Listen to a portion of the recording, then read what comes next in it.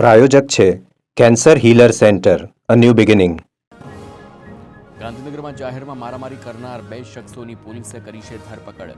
તો વાવોલમાં પાર્સલ આપવા મુદ્દે કરી હતી મારામારી. 17 તારીખની ઘટનાના સીસીટીવી સામે આવ્યા છે. સીસીટીવીના આધારે પોલીસે બંને શખ્સોને ઝડપી પાડ્યા.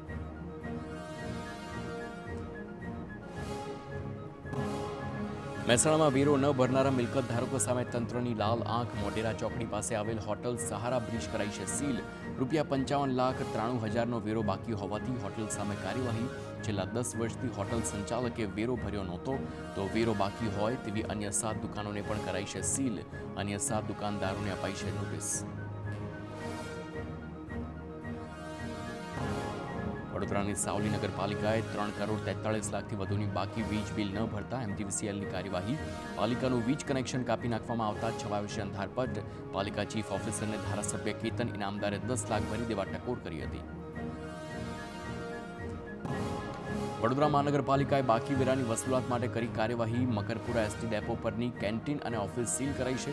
જુદા જુદા 2 બિલમાં બાકી 46 લાખની રકમ ચૂકવવાની બાકી, તો પાણીનું કનેક્શન કાપવાનું પગલું લેવામાં આવશે. જૂનાગઢ મહાનગરપાલિકાએ મિલકત વેરો વસૂલવાની યાદી આપવા ઢોલનો સહારો લીધો.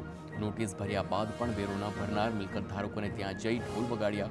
તો Prism complex, Sharada guest house, Sanghadiya બજાર, બાલાજી કોમ્પ્લેક્સ સહિતના વિસ્તારોમાં વેરા વસૂલાતની કાર્યવાહી શરૂ.